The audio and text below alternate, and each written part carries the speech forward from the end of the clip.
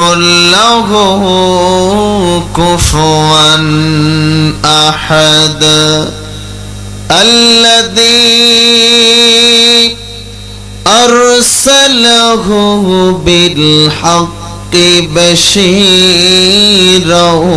ونذيرا وداعيا إلى الله بإذنه وسراجا وقمرا منيرا فقد قال الله تعالى في كلامه المجيد والفرقانه الحميد أعوذ بالله من الشيطان الرجيم بسم الله الرحمن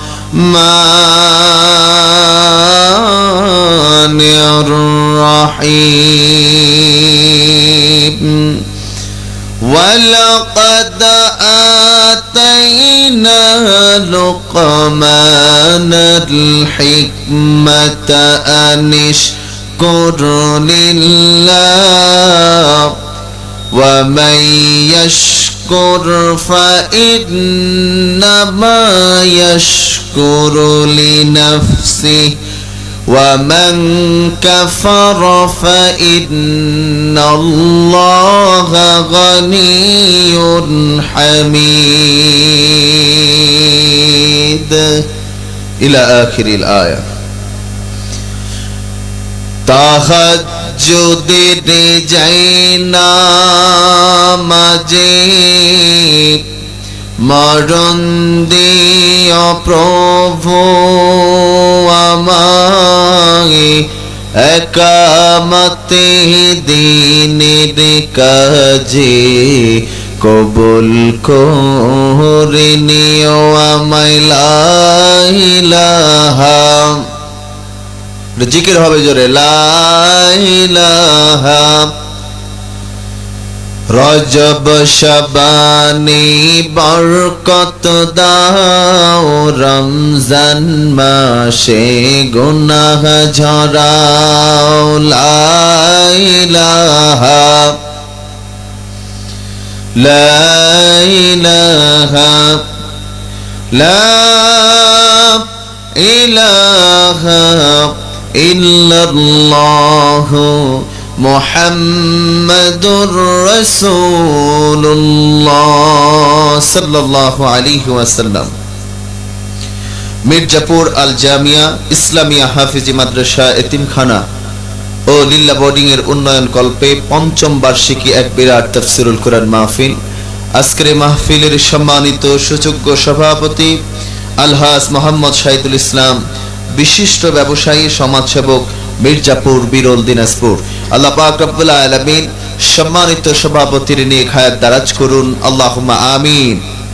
সহসভাপতি জনাব মোহাম্মদ আল মামুন ইসলাম, প্রতিষ্ঠাতা সভাপতি মির্জাপুর আল জামিয়া ইসলামিয়া হাফিজিয়া মাদ্রাসা এতিমখানা লিল্লা বোর্ডিং। আল্লাহ পাক রব্বুল আলামিন সম্মানিত সহসভাপতিকেও কবুল করুন, আল্লাহুম্মা আমিন। আজকের মাহফিলের প্রধান অতিথি জনাব আলহাজ মোহাম্মদ সাদিক রিয়াজ চৌধুরী পিনাক। আল্লাহ পাক রব্বুল আলামিন সম্মানিত প্রধান অতিথিকেও কবুল করুন। আরো যারা রয়েছেন, আমার পূর্বেই কোরআন সুন্নাহ থেকে চমৎকার কথা বলেছেন, বিশেষ আলোচক হিসেবে ছিলেন হাফেজ মোহাম্মদ আরমান আলী, বিরল, দিনাজপুর। ছোট মানুষ, কোরআন থেকে কথা বলে, দোয়া করছি আল্লাহ পাক রব্বুল আলামিন আরমানকে গোটা বিশ্বময় দিনের জন্য কবুল করুন, আল্লাহুম্মা আমিন। আমার পূর্বেই কথা বলছিলেন উদীয়মান তরুণ আলোচক মুফাসসিরে কোরআন হাফেজ কারি আবু রায়হান দিনাজপুরি। আল্লাহ পাক রব্বুল আলামিন তিনাকেও কবুল করুন, আমিন। আরো বক্তাগণ রয়েছেন, আমার পাশেই বসে আছেন, এও একজন বক্তা। আল্লাহ পাক রব্বুল আলামিন এই বক্তাকেও দ্বীনের জন্য, ইসলামের জন্য কবুল করুন, আমিন বলেন। আমার প্রিয় ভাইয়েরা, দৃশ্যব্রত আপনাদের যে উপস্থিতি, আজকের যে অবস্থা, এটা বড় দৃষ্টিকটু দেখায়। আমি অনুরোধ করে বলছি, দোকানদার যারা আছো, দোকানদার ভাইরা যারাই আছেন, আপনাদের এখানে অযথা ভিড় জমাবে, এটা যদি করা হয় আমি এখান থেকে ঘোষণা দিতে চাই আপনাদের দোকানপাট সব বন্ধ করে দেওয়া হবে। আজকে এখানে তাফসিরুল কোরআন মাহফিল হচ্ছে, এত সুন্দর আয়োজন, এখানে যত কিছু মানুষ নাই তার থেকে মানুষ ওই দোকানে। মেয়ে ছেলে কেন দোকানে থাকবে? মেয়ে ছেলে কেন দোকানে থাকবে? এক মার্কেটে কখনো মেয়ে ছেলে থাকতে পারে না। মেয়েদেরকে বলবো দ্রুত এখান থেকে চলে যান। মেয়েরা বাজারের জন্য না, মেয়েরা ঘরের জন্য। কথা বলেন ঠিক কিনা? আপনার ঠিক বলতেও ভয় পান নাকি বাড়িতে গেলে বলবে যে তুমি ঠিক বলছিলা, কেন খবর আছে, এরকম বলছে নাকি ভাইরা? কোরআন থেকে কথা হবে, আর কেউ যেন এদিক সেদিক ঘোরাফেরা না করে, সময় নষ্ট না করে, এরকম আয়োজন প্রতিদিন হবে না। দিনের বেলা, এটা তো রাতেও না যে রাত্রিবেলা হয়েছে ঘুম ধরছে, বাড়িতে সবাই বসে আছেন, সময় আড্ডা দিচ্ছেন। অনুরোধ করে বলছি, আসুন না তাফসিরুল কোরআন মাহফিল ইসলামিয়া ডাডলিসে, এটা হচ্ছে জান্নাতের বাগান। সুবহানাল্লাহ বলতে পারলেন না? রব্বুল আলামিন বলেন, ওয়া ইযা কুরিআল কুরআনু ফাসতামিউ লাহু ওয়া আনসিতু লাআল্লাকুম তুরহামুন। রব্বুল আলামিন ডেকে বলছেন, বান্দারা, যখন তোমাদের সামনে কোরআন থেকে কথা বলা হবে, ওয়া ইদা কুরিআল কুরআন, যখন তোমাদের সামনে কোরআন থেকে কথা বলা হয়, তখন দোকানপাটে রাস্তাঘাটে এলোপাথারি ঘোরাফেরা না করে, চায়ের দোকানে আড্ডা না দিয়ে যেখানে কোরআন থেকে কথা বলা হয় সেখানে এসে বসে যাও। বসলে কি লাভ হবে জানো? লাআল্লাকুম তুরহামুন, তবে তোমাদের উপর রহমতের বাড়ি ধারা বর্ষণ করা হয়। আমার প্রিয় ভাইরা, আপনি কি চিন্তা করে দেখেছেন কোন কোরআন থেকে আপনাদের সামনে কথা বলা হয়? যেই কিতাব মহাবিশ্বের মহাবিশ্বের মহাগ্রন্থ আল কোরআন, এই কিতাবের ব্যাপারে রব্বুল আলামিন নিজেই ডেকে বলছেন, যালিকাল কিতাবু লা রাইবা ফীহি হুদাল লিল মুত্তাকিন। রব্বুল আলামিন বলছেন, জালিকাল কিতাব, এটা এমন একটি কিতাব, লা রাইবা ফীহি, যার মধ্যে কোনো সন্দেহ নাই, হুদাল লিল মুত্তাকিন, এটা মুত্তাকিদের জন্য হেদায়েতের বাণী। সুবহানাল্লাহ বলেন। যেহেতু মাদ্রাসার উদ্যোগে আজকের তাফসিরুল কোরআন মাহফিল, এদিক সেদিক ঘোরাফেরা করবেন না, এই তাফসিরুল কোরআন মাহফিলে এসে বসে যান। এই কোরআনটা হলো এমন একটি কিতাব, এটা মৃত কিতাব না, এটা হলো জীবন্ত কোরআন। সুবহানাল্লাহ বলেন না?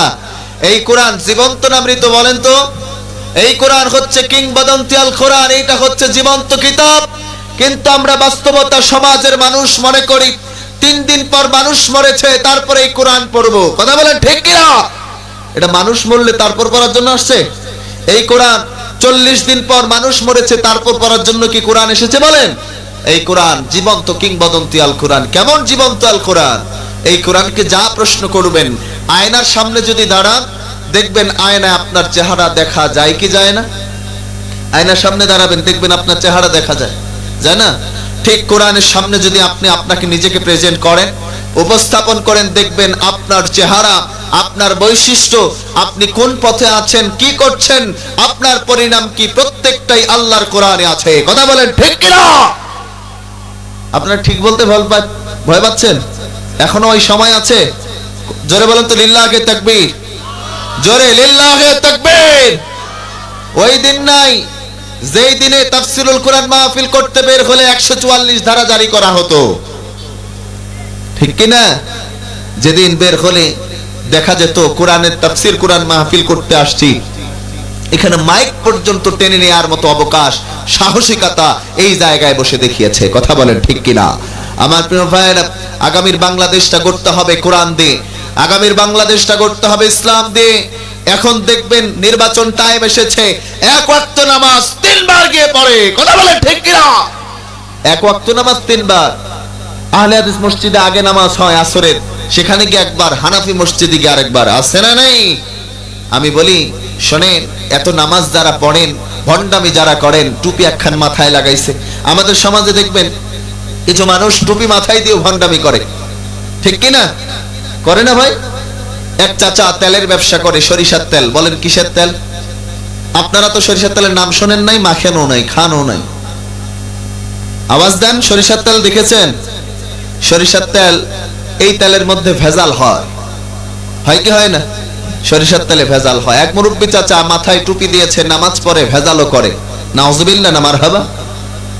তো চাচার সবাই মিলে ডেকে বলল, ভাইস্তারা ডেকে বলে, চাচা মাথায় টুপি দিয়ে ভণ্ডামি করেন, তেলে ভেজাল দেন, এই ভণ্ডামি ছাড়েন, তেলের ব্যবসা আপনি করবেন, এটা আল্লাহর কাছে জবাব দেওয়া লাগবে, কিন্তু টুপি খোলা লাগবে, এই টুপি দিয়ে ভণ্ডামি করা যাবে না, ঠিক কি না?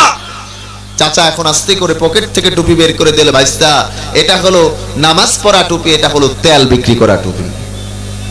বুঝতেছেন আপনারা? অনেকের কাছে এই নির্বাচন টাইম এসেছে, মাথায় একখান টুপি লাগাইছে আর বলে এই টুপি তার নির্বাচনের টুপি। কথা বলেন ঠিক কিনা? নির্বাচন শেষ, ওর লুঙ্গি আরেক দিক, ও আরেক দিক, ঘুমায় কিন্তু নিজে উঠের পায় না। কথা বলেন না, ঠিক কিনা? আমার প্রিয় ভাইরা, আপনাদের আওয়াজ নাই, আপনারা বোধহয় কষ্ট পাচ্ছেন, মনে করতেছেন যদি তারা আবার কষ্ট পায়, রাগ করে, এরকম যদি চিন্তা করেন, আপনার মাথায় কাঁঠাল ভেঙে খাবে। বিগত 17টা বছর যেমনে চলেছে সেমনে আর এই বাংলাদেশ চলতে দেওয়া হবে না। কথা বলেন ঠিক কিনা? আগামীর বাংলাদেশ চলবে কোরআন দিয়ে, আগামীর বাংলাদেশ চলবে ইসলাম দিয়ে, আগামীর পার্লামেন্ট চলবে কোরআনের এবং ইসলামের অনুশাসন দিয়ে। কথা বলেন ঠিক কিনা? আমার প্রিয় ভাইরা, সেই কোরআন, যে কোরআনকে যদি আপনি প্রশ্ন করেন, কোরআন তোমার বাড়ি কই, কোরআন তার বাস্তবিক ভাষায় উত্তর দিচ্ছে, তার বাড়ি কোথায় জানার দরকার আছে না নাই? আপনি কোরআনকে প্রশ্ন করেন, কোরআন তোমার বাড়ি কই, কোরআন বলবে। রব্বুল আলামিন বলছেন, কোরআনকে যদি তুমি প্রশ্ন করো, কোরআন তোমার বাড়ি কই, জীবন্ত কিংবদন্তি আল কোরআনকে তুমি প্রশ্ন করবা, কোরআন তার ভাষায় উত্তর দিচ্ছে, বাল হুয়া কুরআনুম মাজিদ ফি লাউহিম মাহফুজ। কোরআন বলছে আমার বাড়ি হলো লাউহে মাহফুজে। সুবহানাল্লাহ কইতে পারলেন না? আপনি যদি বলেন কোরআন বুঝলাম তোমার বাড়ি লাউহে মাহফুজে, কখন তুমি দুনিয়ার বুকে এসেছো, কোরআন উত্তর দেবে কি দেবে না? কোরআন তার ভাষায় বলছে, শাহরু রমাদানাল্লাযী উনজিলা ফীহিল কুরআন। কোরআনকে প্রশ্ন করা হলো, কোরআন তোমার বাড়ি কই? কোরআন ডেকে বলছে আমার বাড়ি হচ্ছে লাউহে মাহফুজে। তুমি কখন এসেছো, কোন সময় এসেছো? কোরআন বলছে আমি রমজানুল মুবারকে এসেছি। আমরা যদি বলে কোরআন রমজানের কোন সময় এসেছো, কোরআন উত্তর দেবে কিনা? কোরআন বলছে ইন্না আনজালনাহু ফী লাইলাতিল কদর। কোরআন ডেকে বলছে আমি লাইলাতুল কদরের রজনীতে এই দুনিয়ার বুকে এসেছি। সুবহানাল্লাহ। আপনি যদি বলেন কোরআন তুমি কেন এসেছো, কি জন্য আসলাম, কোরআন তার ভাষায় ডেকে বলছে হুদাল্লিন নাসি ওয়া বাইনাতিন মিনাল হুদা ওয়াল ফুরকান। কোরআন বলছে আমি মানুষের হেদায়েতের জন্য এসেছি, আমি সত্য মিথ্যার পার্থক্য করবার জন্য দুনিয়ার বুকে এসেছি। সুবহানাল্লাহ। মানুষের হেদায়েতের জন্য এসেছি, তবুও কেন জানি মনে হয় রাস্তার ওপারে দোকানের মানুষগুলোর হেদায়েতের দরকার নাই, ঠিক কি না? যারা দোকান দেখে নাই তারা দোকানে যাবে, যারা কোনোদিন বাজারে যায় নাই তারা এইখানে দোকানে যাবে। আমার সোজা যেহেতু দোকান দিয়েছেন, আজকে একটা লোক দোকানে থাকতে দেব না। যদি কোরআন ভালোবাসেন, ইসলাম ভালোবাসেন, কোরআনের পক্ষে থাকেন, তাহলে এখানে এসে বসে যান, না হলে বুঝে নেব আপনি ওই কোরআনের বিপক্ষের লোক। কথা বলেন ঠিক কিনা? একদম আমি দোকানদারদেরকে কড়া হুঁশিয়ারি দিয়ে দিচ্ছি, মা বোনদেরকে এখানে কেউ থাকতে দেবেন না। মাদ্রাসার ছাত্ররা চলে যাও, যাদের কোনো কাজ নাই, বাদাম কিনবে না কি কিনবে তাড়াতাড়ি কিনে এই প্যান্ডেলের ভিতর ঢুকায় দাও, দ্রুত মাদ্রাসার ছাত্ররা চলে যাও। এটা দেখতে একদম বেমানান। কোরআনকে ভালোবাসলে এখানে বসে কোরআন শুনতে হবে, ফাইজলামি করার জায়গা এটা না। কথা বলেন না কেন, ঠিক কিনা? আমার প্রিয় ভাইয়েরা, এজন্য বলি শুধুমাত্র ওয়াজ দিলে এই সমাজ পরিবর্তন হবে না। হবে নাকি? এক জায়গায় মাহফিলে গেলাম, বললো 110তম মাহফিল, মারহাবা বলতে পারলেন না? আপনাদের তো 55তম মাহফিল। এক মাহফিলে গেছি, বলে এটা 110তম তাফসীরুল কোরআন মাহফিল। আমি সভাপতিরে ডেকে বললাম, সভাপতি সাহেব আপনার এলাকায় 110তম তাফসীরুল কোরআন মাহফিল, তার মানে আপনার এলাকায় তো বেনামাজি, সুদখোর, টেন্ডারবাজ, চান্দাবাজ থাকার কথা না। হুজুর সভাপতি ডেকে বলে, হুজুর কি বলেন, চান্দাবাজ আর টেন্ডারবাজ নাই মানে? আমার সমাজের মধ্যে চান্দাবাজ আর টেন্ডারবাজের অভাব নাই, কারণ দিনের দিনে আমাদের দেশে সুদখোরের সংখ্যা বেড়েই চলেছে। কথা বলেন ঠিক কিনা?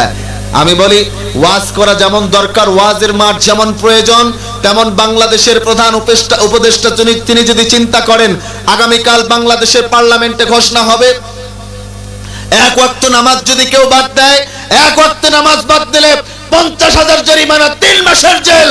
এই জায়গায় মসজিদে জায়গা দেওয়া যাবে না, 10 তলা বানানো লাগবে। কথা বলেন ঠিক কিনা? ওয়াজ যেমন দরকার, ওয়াজের পাশাপাশি এই সমাজটাকে পরিবর্তন করবার জন্য আমাদের এই সমাজটাকে কোরআন দিয়ে, ইসলাম দিয়ে সাজানোর জন্য কোরআনটাকে জায়গা মতো পৌঁছানোর দরকার। কথা বলেন ঠিক কিনা? আমার প্রিয় ভাইয়েরা, আপনাদের সম্মুখে কোরআন থেকে সূরাতুল লুকমান হাকিম আলাইহিস সালাম এর নামে একটি সূরা আল্লাহ তাআলা কোরআনের মধ্যে দিয়েছেন। এর আলোকে অল্প পরিসরে কথা বলবো, সময় দিবেন ইনশাআল্লাহ? বাবাজি, আমার হাতে বেশি একটা সময় নেই, আমি আপনাদের কাছে এখানে দিনের বেলা সময় দিয়ে আবার সুদূর লালমনিরহাটে আমার প্রোগ্রাম রয়েছে, সেখানে রওনা দিব। আপনারা দোয়া করবেন আল্লাহ যেন দিনের রাস্তাকে সহজ করেন। সকলে আল্লাহুম্মা আমিন।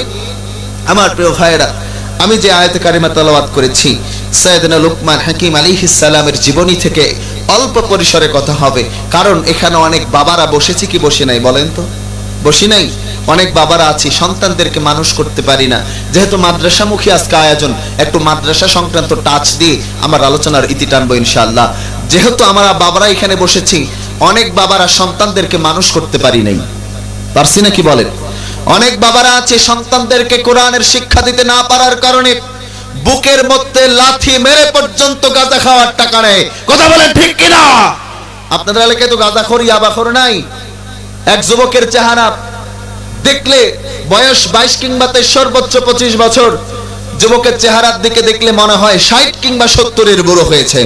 আমি বললাম, যুবক তোমার চেহারার এই অবস্থা কেন? তুমি তোমার বয়সের এই ছাপ পড়েছে কেন? দেখে বলে, হুজুর আমি তো গাঞ্জাখোর, আমি তো ইয়াবাখোর। আছে না ভাই? আমরা বাবার মতো বাবা হওয়া লাগবে। কেমন বাবা হবেন একটু আসেন, সাইয়েদনা লুকমান হাকিম আলাইহিস সালামের কথা শুনেন। আপনিও তো বাবা। আমরা তাফসীরুল কোরআন মাহফিলগুলোতে গেলে বলে, হুজুর একটু মা বাবার জন্য ওয়াজ করবেন, একটু মা বাবার জন্য ওয়াজ করা দরকার। অবশ্যই দরকার, কিন্তু আগে দরকার সন্তান মানুষ করার ওয়াজ। ঠিক কি না? বলেন না কেন? কথা বলেন না কেন? ঠিক কি না?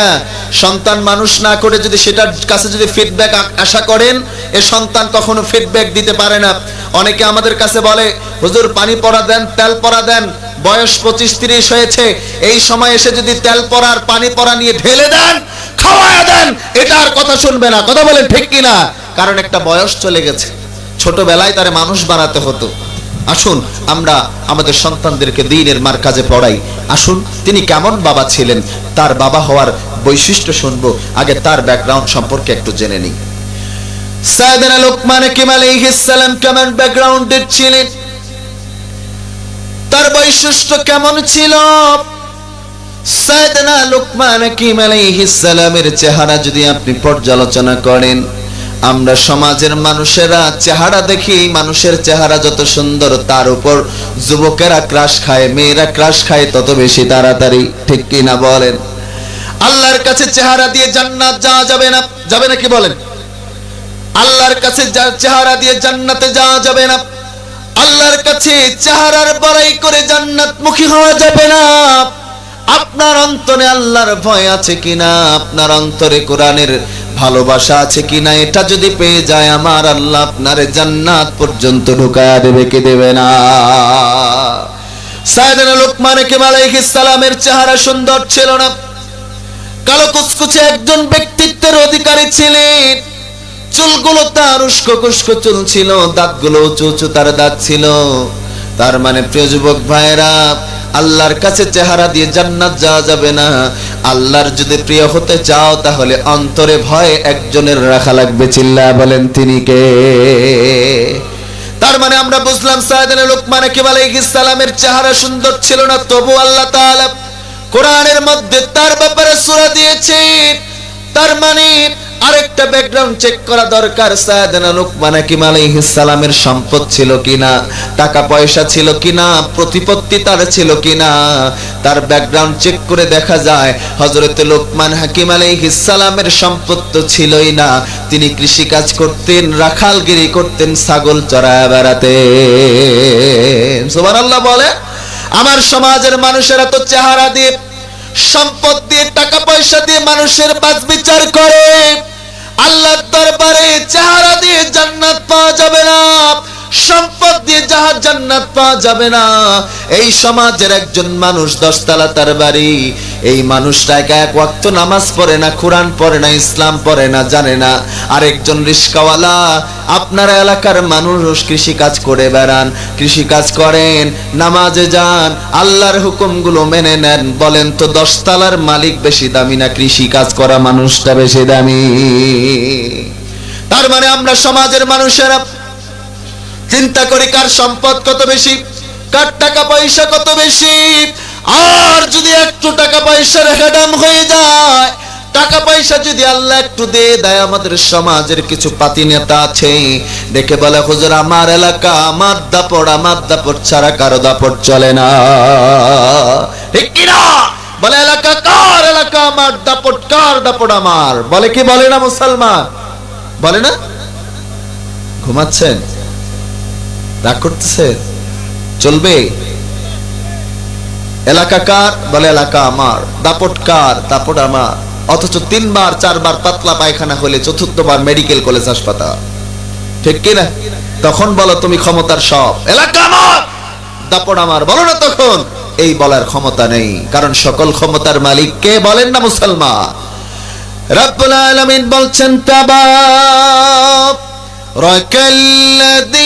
বিয়াদিহিল মুলকু ওয়া হুয়া আলা কুল্লি শাইইন কাদির।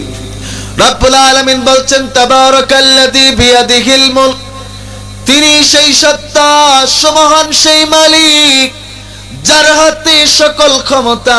বলেন সকল ক্ষমতার মালিক কে? কিন্তু আমরা এলাকার মানুষ বলি সকল ক্ষমতার মালিক জনগণ, বলি কিনা? কিন্তু সকল ক্ষমতার মালিক হলেন আমার আল্লাহ।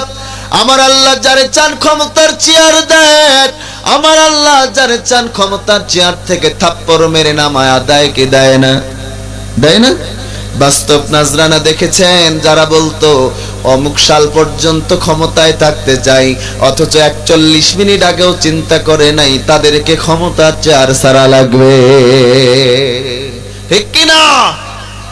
আমার আল্লাহ পাক রব্বুল আলামিন আপনার আমার উপর ক্ষমতা দেন নাই, এই ক্ষমতা আল্লাহর হাতে রেখে দিয়েছেন। বাংলাদেশের বুকে দেখেন 5 বছর পর পর একটা নির্বাচন হয় কি হয় না? হয়। কিন্তু বিগত 17 বছর তো হয় নাই। হয়েছে নাকি? নির্বাচনের নামে যত ভণ্ডামি হয়েছে, ঠিক কিনা? আমার প্রিয় ভাইয়েরা মনোযোগ দিয়ে শোনা লাগবে। আল্লাহ পাক রব্বুল আলামিন তার ক্ষমতার চেয়ারটা কেমন আর আমাদের ক্ষমতা কেমন।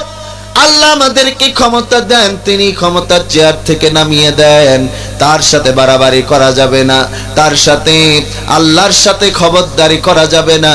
কারণ আপনার আমার ক্ষমতার মেয়াদ 5 বছর হলো, আমার আল্লাহর ক্ষমতার মেয়াদ কি আছে নাকি বলেন? আমার আল্লাহকে 5 বছরের জন্য বসেছে, 10 বছর, 50 বছর না। আমার আল্লাহ আজ আছে, তিনি থাকবেন, তিনি আছেন, তার বিকল্প কেউ নাই। আমার আল্লাহ সমাসীন আছেন ক্ষমতার চেয়ারে। আমরা বাংলাদেশে দেখলাম বাংলাদেশের জনগণ বৈষম্য বিরোধী ছাত্র আন্দোলনেরা একটা বিশাল আন্দোলন করেছে। এক আন্দোলনের ধাক্কায়, এক আন্দোলনের ঠেলায় একটাও বাংলাদেশে টিকতে পারে নাই, বরঞ্চ মামুর বাড়ি দিল্লিতে গিয়ে পড়েছে। ঠিক কিনা? আমি বলতে চাই মুসলমানেরা মনোযোগ দিয়ে শুনবেন। দুনিয়ার বুকে সবাই বলে চিন্তা করলো আর মুখে আর চাই না। আমরাও দুনিয়ার মানুষ যদি আল্লাহর ক্ষমতার কম্পেয়ার করি, আর যদি বলি এই আল্লাহ পূর্ব দিক থেকে সূর্য ওঠায়, এই আল্লাহরে মানি না, নতুন এক আল্লাহ লাগবে যিনি পশ্চিম দিক থেকে সূর্য ওঠাবেন, এই চিন্তা করে যদি গোটা দুনিয়ার মানুষ আল্লাহর বিরুদ্ধাচারণ করে যদি আন্দোলন শুরু করে দেয়, আমার আল্লাহর কি ক্ষমতার চেয়ার থেকে নামানো যাবে নাকি? গোটা বিশ্বের মানুষ, আসমানের যত ফেরেশতা সবাই মিলে যদি আল্লাহর বিরুদ্ধে যদি আন্দোলন শুরু করে, এ আল্লাহ চাই না? যিনি পূর্ব দিকে সূর্য ওঠান, এই আল্লাহ লাগবে না, আমরা পশ্চিম দিকেও সূর্য ওঠাতে চাই। এই আন্দোলন যদি করেন, এই আন্দোলন কোনোদিন সফল হতে পারে? তার মানে আমার আল্লাহর সাথে ক্ষমতার কম্পেয়ার করা যাবে? আমরা কতটা দুর্বল, কত দুর্বল করে আল্লাহ পাক রব্বুল আলামিন আপনাকে আমাকে বানিয়েছেন। খলিকাল ইনসানু দাঈফা। আল্লাহ পাক রব্বুল আলামিন মানুষগুলোকে দুর্বল করে সৃষ্টি করেছেন। কেমন দুর্বল করে সৃষ্টি করেছেন দেখেন, আপনার দুর্বলতার জায়গাটা দেখেন। একটা মুরগির যখন বাচ্চা হয়, এই বাচ্চাটা হওয়ার সাথে সাথেই কিন্তু হাঁটতে শুরু করে দেয়। ছাগলের বাচ্চা হলে এটা হাঁটে, গরুর বাছুর হলে সেটা হাঁটে। কিন্তু একজন মানুষের বাচ্চা যখন হয়ে যায়, এই মানুষের বাচ্চাটা তাড়াতাড়ি হাঁটতে পারে না, ঠিক কিনা বলেন? এটার একটা নির্দিষ্ট টাইম যায়, 1 বছর হয়ে যায়, তারপর হাঁটতে শিখে। এই বাচ্চাটা যখন হাঁটে হাঁটে পা পা করে বড় হয়ে যায়, এটাও যখন একটা সময় গিয়ে বৃদ্ধ হয়ে যায়, বয়স হয়ে যায়, দেখবেন বৃদ্ধ অবস্থায় একজন লাগে যার সাহায্য নিয়ে হাঁটা চলা করা লাগে, তখনও মানুষটা নিজে হাঁটতে পারে না। কতটা দুর্বল, কত দুর্বল আপনি! অথচ আপনার হ্যাডামের শেষ নাই, আপনার এলাকা, আপনার দাপট সব আপনার খেয়ে ফেলবেন আপনি। অথচ আপনি দুর্বলের ঘরের দুর্বল, আপনার বাবা দুর্বল, আপনি দুর্বল, আপনার সন্তানেরাও দুর্বল। অর্থাৎ আমরা ক্ষমতাবান, ক্ষমতাসীন আজীবনের জন্য না, একটা সময় বয়সের ভারেও আমাদেরকেও দুর্বলতায় চলে আসতে হয়। কথা বলেন ঠিক কিনা? এজন্য প্রিয় ভাইয়েরা, মাথায় রেখে কাজ করা লাগবে। যুবকেরা তো আরো কিছু কিছু যুবক আছে, যেই যুবকেরা বলে হুজুর ব্র্যান্ড ছাড়া বুঝি না, ব্র্যান্ড লাগবে। হুজুর আমার কোটিটা দেখেছেন, এটা আড়ং থেকে কিনেছি। হুজুর আমার পাঞ্জাবিটা দেখেছেন, এটা অমুক ব্র্যান্ড থেকে কিনেছি। জুতাটা বাটা এপেক্স ছাড়া পরি না। যুবকরা বলে কি বলে না? আমার প্রিয় যুবক ভাইয়েরা, তোমাদেরকে যদি বলা হয় চলো না দ্বীনের পথে চলো, যুবক আমার ডেকে বলে হুজুর আমি আমার কোটিটাকে দেখেছেন, আমি কিন্তু বাটা ছাড়া, আমি কিন্তু আড়ং ছাড়া কাপড় কিনি না, আমি ভালো ভালো কোন ব্র্যান্ডের জামা কাপড় ছাড়া পরি না, জুতাগুলো কিন্তু আমি অমুক ব্র্যান্ডের ছাড়া পরি না। আমি যুবককে ডেকে বলে যুবক তুমি যে বলো আমি ব্র্যান্ড ছাড়া বুঝি না, ব্র্যান্ড ছাড়া আমার কিচ্ছু ভাল লাগে না, ও যুবক তুমি কি একটা বার চিন্তা করে দেখেছো তুমি কোন ব্র্যান্ড থেকে সৃষ্টি হয়েছো? নাপাক এক পানি থেকে মা বাবার মিলনের মধ্যে দিয়ে বাবার এক ফোঁটা সামান্য নগণ্য নাপাক বীর্য মায়ের ডিম্বাণু থেকে তোমাকে আমাকে সৃষ্টি করা হয়েছে। যেই পানিটা শরীর থেকে যদি বের হয়ে যায়, গোসল করা ফরজ হয় নাকি বলেন মুরব্বী? যেই পানিটা শরীর থেকে বের হলে কোরআন ছোঁয়া যাবে না, মসজিদে প্রবেশ করা যায় না, ফরজ গোসল হয়ে যায়, এরকম একটা নাপাক পানি থেকে তোমাকে আমাকে আল্লাহ পাক রব্বুল আলামিন সৃষ্টি করেছেন। ও যুবক, একটু কানগুলোকে খরগোশের মতো খাড়া করে দাও না, তুমি বলো এতটুক নগণ্য নাপাক পানি থেকে সৃষ্টি হয়ে বলো আমার হ্যাডাম আমি ব্র্যান্ড ছাড়া কিছুই বুঝি না, ব্র্যান্ড ছাড়া কিছুই চিন্তা করি না, একটা বার কি চিন্তা করো না তুমি কোন ব্র্যান্ড থেকে সৃষ্টি হয়েছো? ঠিক কিনা? নাপাক পানি থেকে আল্লাহ পাক রব্বুল আলামিন যেটা দাম আল্লাহর কাছে একটুও নাই, ওই পানি থেকে আল্লাহ পাক রব্বুল আলামিন আপনারা আমারে সৃষ্টি করেছেন। কথা বলেন না কেন? ঠিক কিনা? তাই কি বাহাদুরি করা যাবে? আবার আমার যুবকেরা দেখো, তুমি কি চিন্তা করে দেখেছো আল্লাহ পাক রব্বুল আলামিন তোমাকে আমাকে যখন আবার ওয়াইদাল কুবুর বুসিরাত, কবর থেকে যখন আবার উন্মোচিত করবেন, কিয়ামতের ময়দানে আল্লাহর কাছে যখন আবার ওঠা লাগবে, এই দিন পরনে কোনো কাপড় থাকবে না, পরনে কোনো জুতা থাকবে না, খালি গতরে উলঙ্গ হয়ে আল্লাহর দরবারে ওঠা লাগবে। তাহলে যুবক তুমি কোন কাপড়ের বাহাদুরি করো, কোন ব্র্যান্ডের বাহাদুরি করো? মা আয়েশা রাদিয়াল্লাহু তাআলা আনহা বিশ্ব নবীর ডেকে বললেন, ইয়া রাসূলুল্লাহ কিয়ামতের ময়দানে কত মানুষ থাকবে, আমরা উলঙ্গ অবস্থা আল্লাহর দরবারে দাঁড়াবো। ইয়া রাসূলুল্লাহ, আমরা তো নারী, আমরা তো মহিলা মানুষ, আমাদের কি লজ্জা হবে না? আল্লাহ রাসূল দেখে বললেন, ও আয়েশা, তুমি লজ্জার কথা চিন্তা করো কেমন হবে। সেদিন কিয়ামতটা এত বেশি কঠিন হবে, এত বেশি কঠিন হবে। সেদিন মানুষগুলো ইয়া নাফসি করবে। সেদিন নিজের কথা ভাবা ছাড়া অন্যের দিকে তাকানোর সুযোগ থাকবে না। আপনি আমি কি চিন্তা করে দেখেছি মুসলমানেরা, কিয়ামতটা কত বেশি কঠিন হয়ে যাবে। সূর্যটা মাথার এক হাত উপরে চলে আসবে, প্রচন্ড রোদের শিখা, সূর্যের তাপ এত বেশি মাথার উপরে এসে লাগবে, মাথার মগজগুলো টকবক টকবক করবে। ভাতের মার যেমন করে টকবক টকবক করে, মাথার মগজগুলো টকবকাতে থাকবে, নাক দিয়ে কান দিয়ে বেয়ে বেয়ে পড়বে।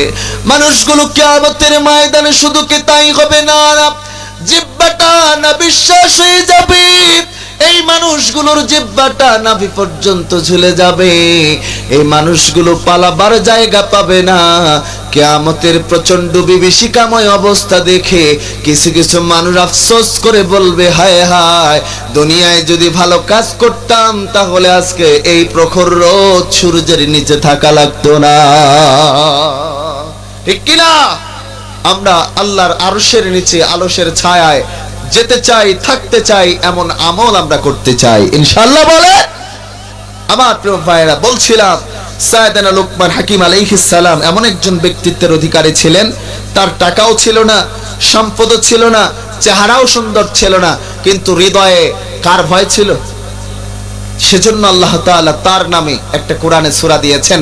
এখান থেকে শিক্ষা, চেহারা দিয়ে জান্নাত নয়, টাকা পয়সা দিয়ে জান্নাত নয়। আল্লাহর জান্নাতে যেতে গেলে আমাদের হৃদয়ে আল্লাহর ভয় তৈরি করা লাগবে। ঠিক কি না?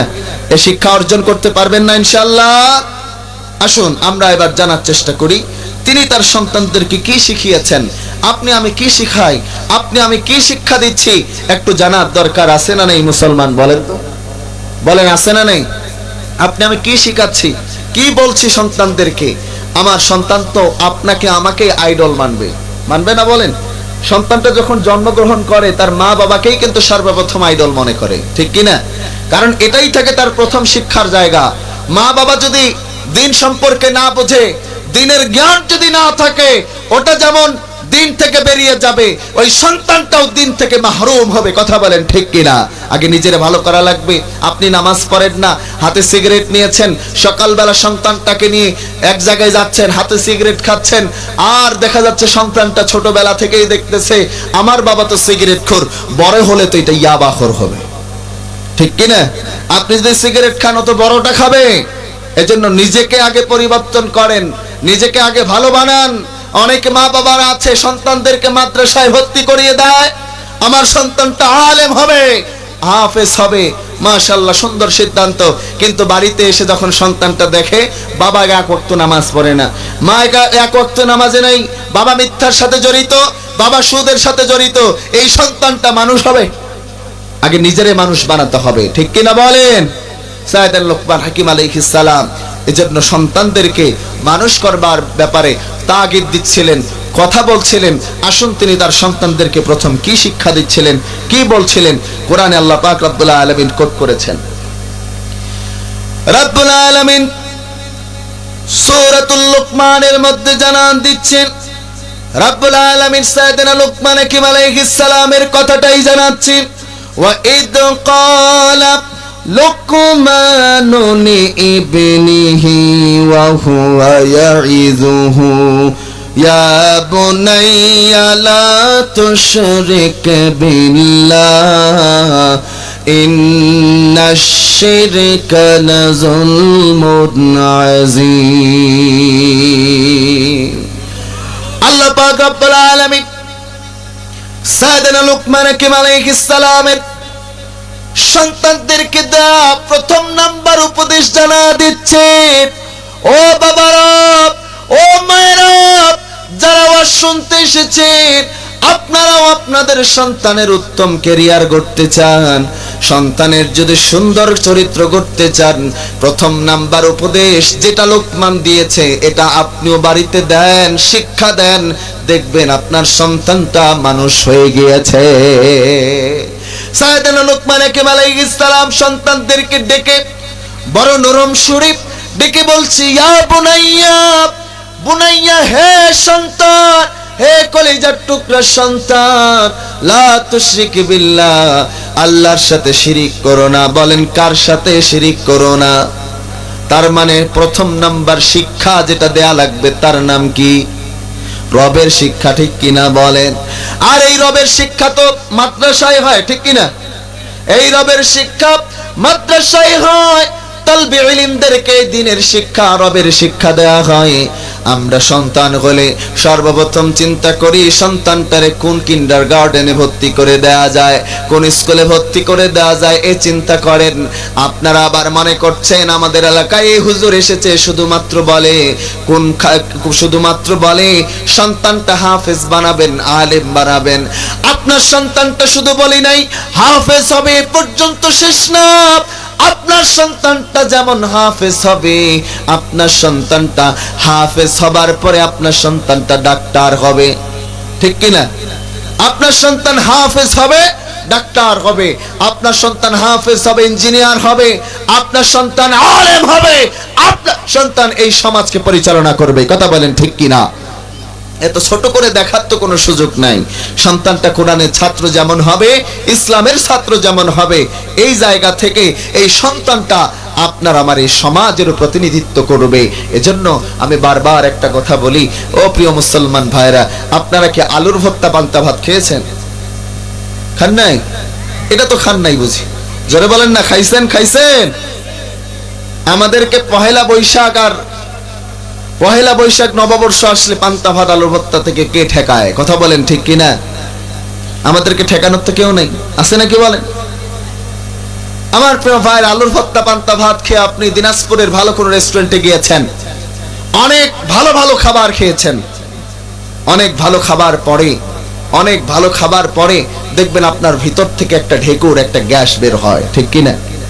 হয় কিনা বলেন? কোন গ্যাস বের হবে জানেন?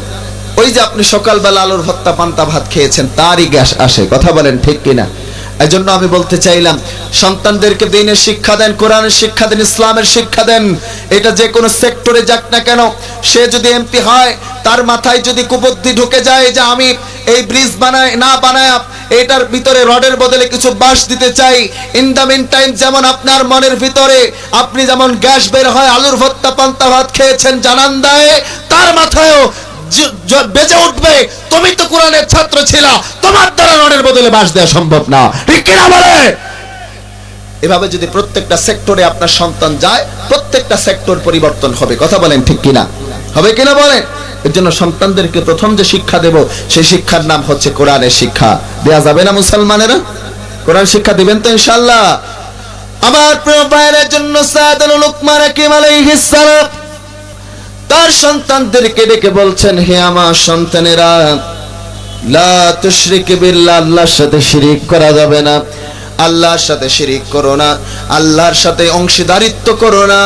কিন্তু আমার সমাজের দিকে লক্ষ্য করলে দেখা যায় আমার মা বোনেরা শিরকের গুনাহে বেশি বেশি লিপ্ত। কথা বলেন, ঠিক কিনা? আমার মা এবং বোনেরা অনেকের সন্তান হয় না, ছেলে হয় না, মেয়ে হয় না, বাবার কাছে গিয়ে মাজারের দরবারে গিয়ে চায়। কথা বলেন, ঠিক কিনা? চাই কিনা বলেন? আপনাদের এলাকায় চায় না? আমাদের এলাকায় চায় যে বাবার দরবারে গিয়ে, বাবা আমার একটা সন্তান দেন। দয়াল বাবা রে, দয়া করে নামারে। নাউজুবিল্লাহ বলেন। চাইতে হবে কার কাছে? দয়াল আল্লাহ গো, দয়া করে নামারে, ঠিক কিনা? আমার প্রিয় ভাইরা, আপনার সন্তান হয় না, আপনি বাবার দরবারে গিয়েছেন, সাইয়েদনা ইব্রাহিম আলাইহিস সালামের সন্তান হয় না, 1 বছর না, 2 বছর না, 80টি বছর আল্লাহর কাছে কেঁদেছেন, আল্লাহরে ডেকে বলেছেন আল্লাহ সন্তান হয় না, সন্তান দেন। আবার দোয়া করেছেন, নেককার সন্তান চেয়েছেন, আল্লাহর দরবারে ডেকে বলেছেন রব্বে হাবলি মিনাস সালিহিন, হে রব আমার একটা নেককার সন্তান দেন। আমার আল্লাহ পাক রব্বুল আলামিন 80+ বছর হয়ে গেলেন, সেই সময় রব্বুল আলামিন ঘোষণা দিয়ে বললেন যাও ইব্রাহিম, ফাবাশশারনাহু বিগুলামিন হালিম। হালিম মানে আবার আপনার দিনাজপুরের হালিম না, আল্লাহ পাক রব্বুল আলামিন ডেকে বললেন ফাবাশশারনাহু বিগুলামিন হালিম, তার মানে যাও যাও ইব্রাহিম তোমারে এমন একটা সন্তান দিলাম যেই সন্তানের চেহারার দিকে তাকালে হৃদয়ে জোড়া যায়, এমন সন্তান তোমারে দিলাম। সুবহানাল্লাহ বলেন না, এমন সন্তান দিলাম যে সন্তানের দিকে তাকালে তোমার চক্ষু জোড়ায়, শীতল হয়ে যায়, এমন সন্তান আমি তোমারে দান করেছি। সুবহানাল্লাহ।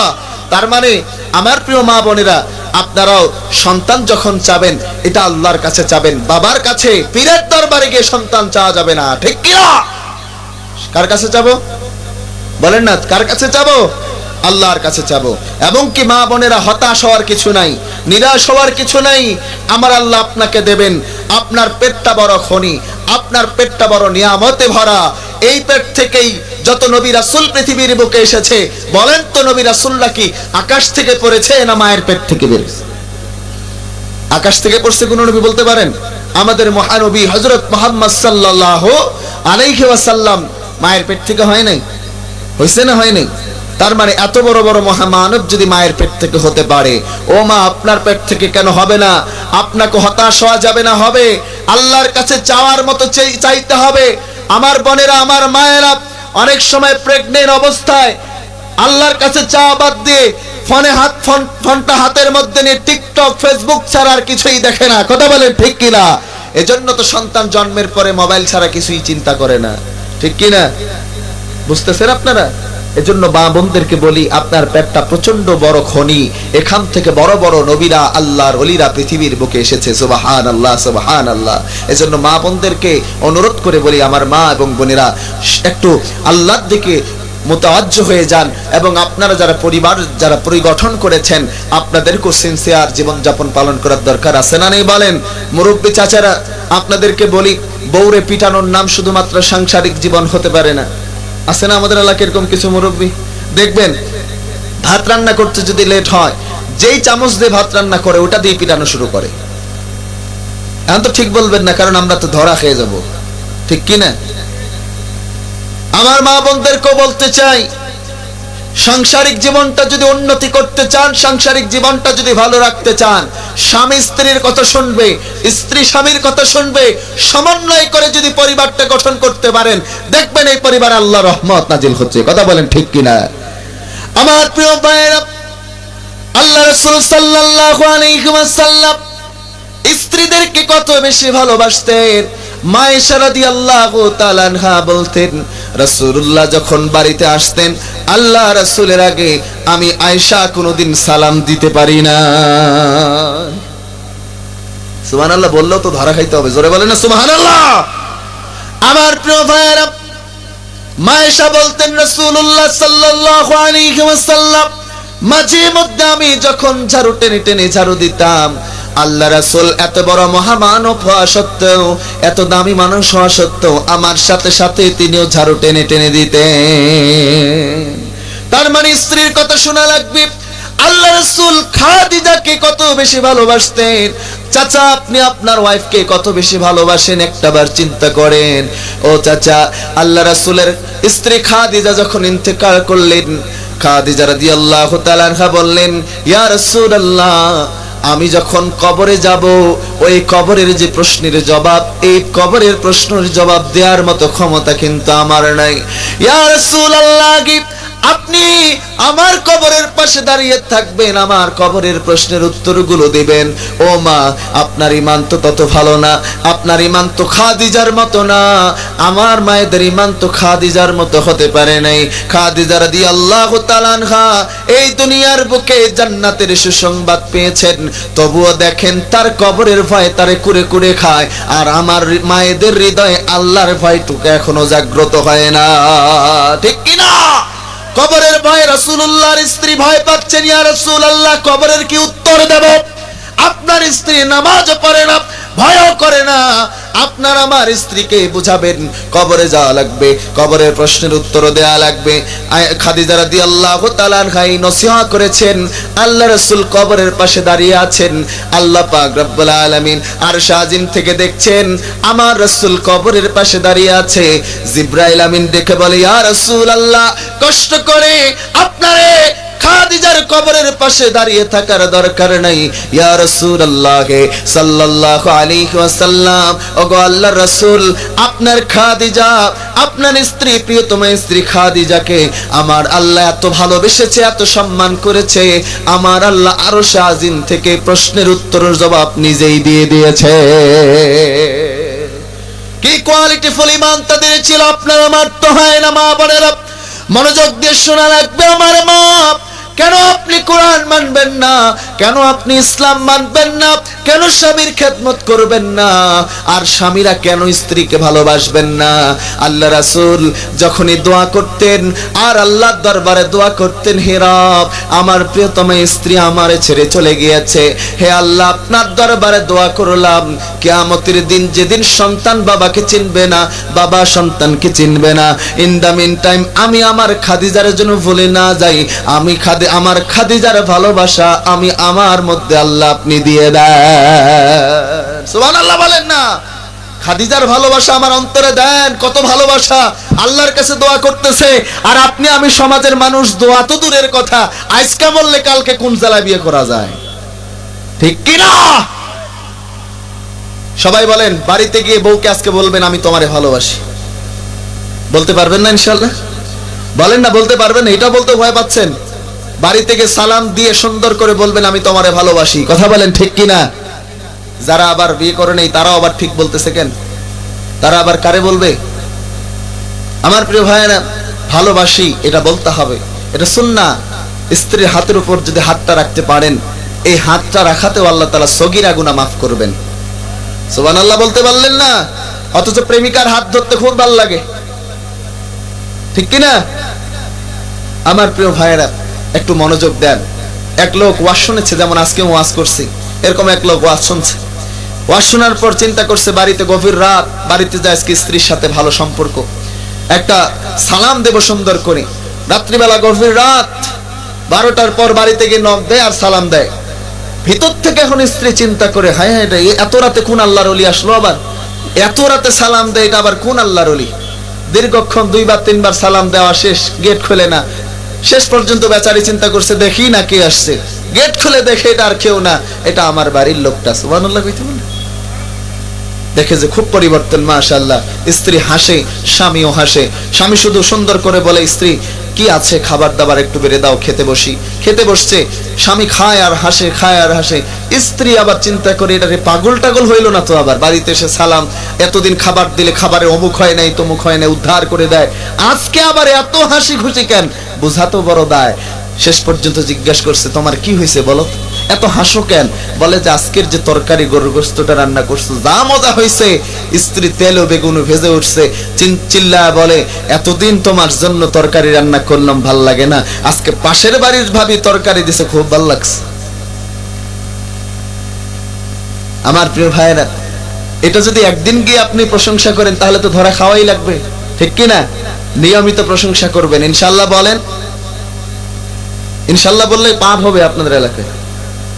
ইনশাআল্লাহ বলে, তাকবীর দেন তো একটা, লিল্লাহে তাকবীর, জোরে হবে লিল্লাহে তাকবীর। আল কোরআনের আলো। আমি যে সাউন্ড দিচ্ছি আর শিখে অংশ সাউন্ড আপনাদের আছে, আমি মাইক ছাড়া যদি চিল্লাই তাও আপনাদের থেকে বেশি হবে। বলে লিল্লাহে তাকবীর, লিল্লাহে তাকবীর।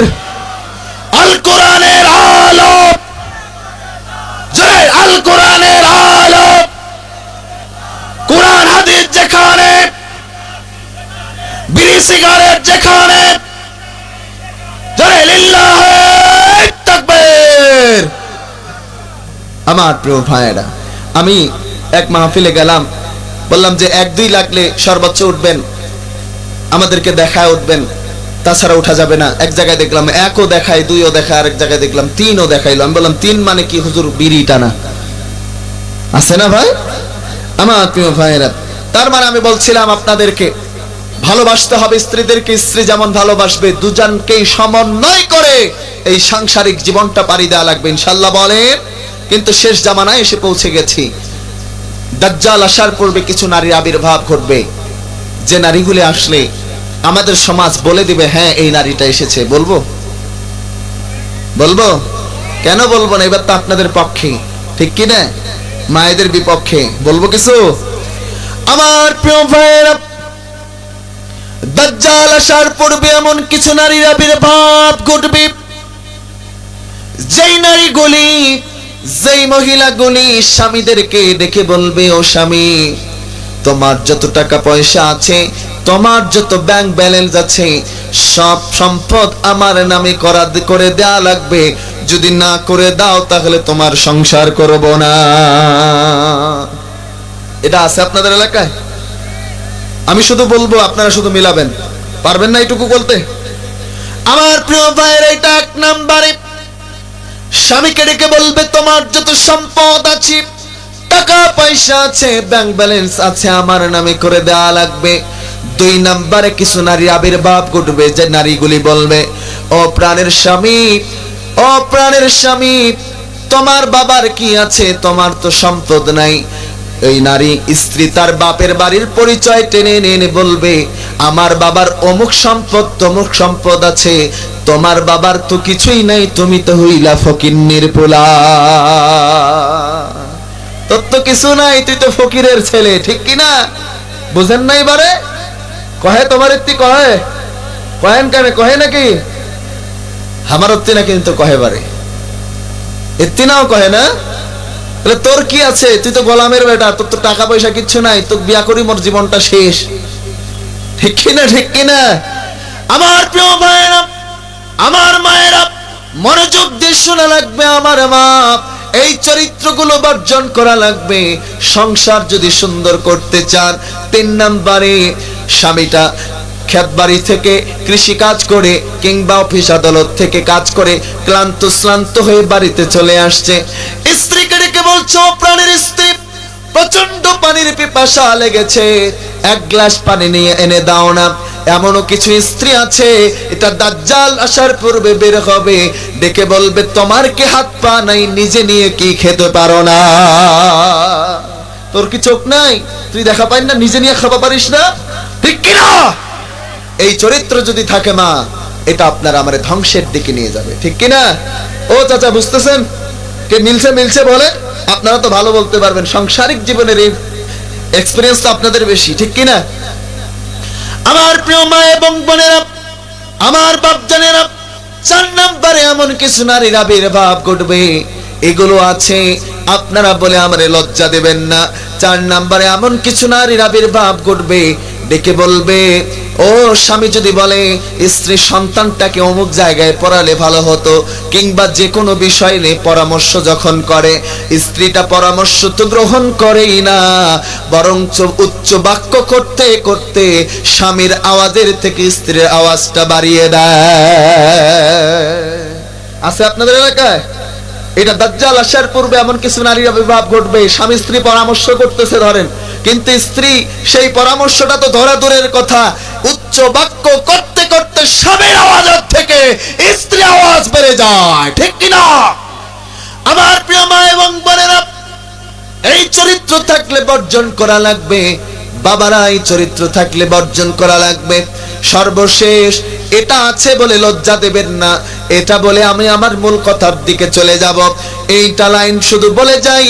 সর্বশেষ এমন কিছু নারীর আবির্ভাব ঘটবে, দাজ্জাল আসার পূর্বে এমন কিছু নারীর আবির্ভাব ঘটবে যেই নারীরা স্বামীর সাথে তর্ক বিতর্কই শুধু করবে না, তর্ক বিতর্ক করতে করতে স্বামীর গায়ে পর্যন্ত হাত তুলবে। ঠিক কিনা? নাই আপনাদের এলাকায়? নাই?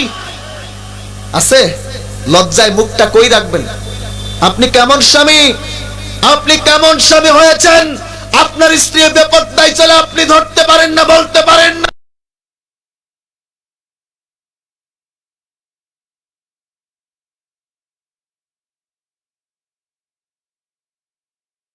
মনোযোগ। শেষ করব না চলবে বলেন? আমার প্রিয় ভাইয়েরা, আমি যখন আসি তখন গুটি কয়েক লোক ছিল না, অনেকগুলো লোকের আগমন ঘটেছে। যাক আলহামদুলিল্লাহ। তবে এখানকার তুলনায় ওখানে এখনো বেশি। একটু দেখেন দেখেন এখানে যে লোকগুলা নাই কি, আমার মাথায় কাজ করে না আসলে এনারা বুঝে কি বোঝে না কোরআনের আদব, কোরআনের আওয়াজ হচ্ছে।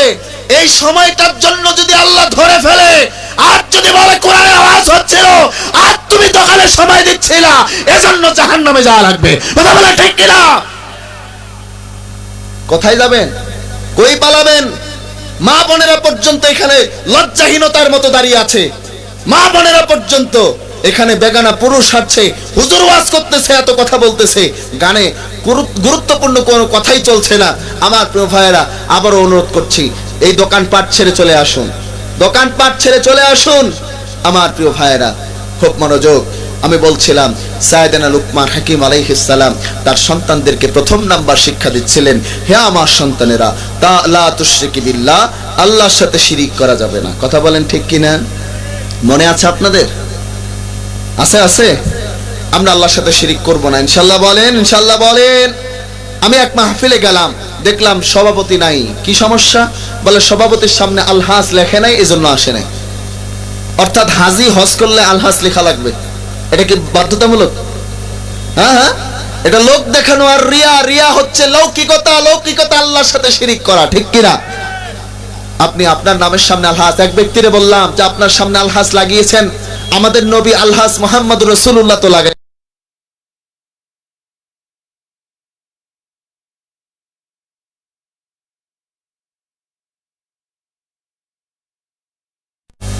ওর হজের খুব দাম, কারণ টাকা দিয়ে গেছে। নাউজুবিল্লাহ বলতে পারলেন না? আমার প্রিয় ভাইয়েরা, শিরকের গুনাহ রন্ধে রন্ধে আমারও সমাজে এমনও দেখি, আল্লাহর জিকির করবেন, এই জিকিরটা পর্যন্ত কিছু ভণ্ড পীর আছে, জিকির করতে করতে বাসবে গাছবে পর্যন্ত সামিয়ানা ভেদ করে উপরে চলে যায়। ঠিক কিনা? হয় না আপনাদের? মুসলমানেরা হয় গাছবে, অনেকে দেখবেন যে সামিয়ানা পর্যন্ত ভাগ করে ফেলতেছে জিকির করতে করতে। ঠিক কিনা? আমি বললাম এর সমস্যা কি? এরকম উপরে উঠে কেন? বলে হুজুরে ইস্কো। বলেন কি উঠছে? ইস্কো। ইস্কো বুঝেন? ইস্কো বুঝেন? আমার প্রিয় ভাইয়েরা, বুঝেন না তো? ইস্কো উঠছে। আল্লাহ রাসূল সাল্লাল্লাহু আলাইহি ওয়াসাল্লাম তিনিও কিন্তু ওয়াজ করতেন, করতেন কিনা? তার মতো বড় পীর আছে, বড় কামিল পীর কেউ আছে, তিনি ওয়াজ করতেছেন। আর সাহাবায়ে কেরামদের মধ্যে আবু বকর, উমর গাছ বেয়ে একদম আপনার খেজুরের গাছের উপরে উঠে ইস্কো পালন করছে। এরকম দেখছেন আপনারা? শুনছেন কোনোদিন? তার মানে যারা বলে ইস্কো উঠছে, আপনার এলাকায় শিমুল গাছ আছে? শিমুল গাছ নাই? শিমুল গাছে উঠায় দিবেন, তারপরে তোমার ইস্কো কেমন উঠছে তখন দেখা যাবে। কথা বলেন ঠিক কিনা? শিমুল গাছের কাটা নাই?